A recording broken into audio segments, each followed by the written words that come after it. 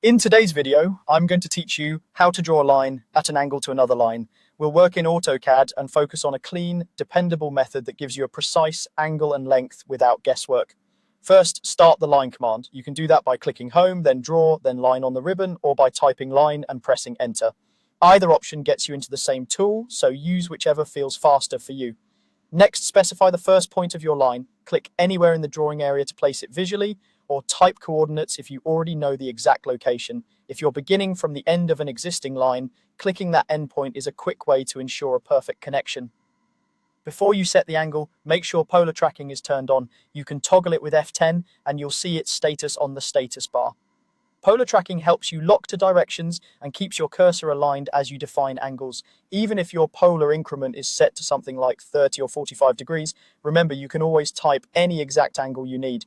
Now move your cursor roughly in the direction you want the line to go.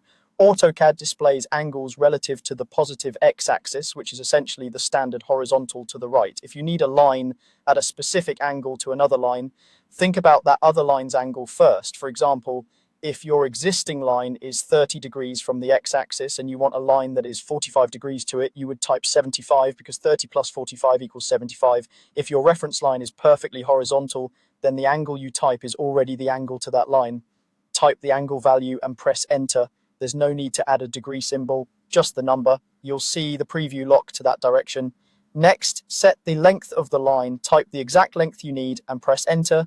The units will match your drawing's current units, so double check your unit settings if precision matters for your project. Typing the length ensures you're not relying on a mouse click, which can introduce small errors. Finally, finish the line. Press enter to end the command. If you want to continue drawing connected segments afterward, you can start the command again the same way. That's it. With the line command, polar tracking, a clear understanding of angles relative to the x-axis, and a typed length, you'll get a crisp, accurate line at exactly the angle you intend.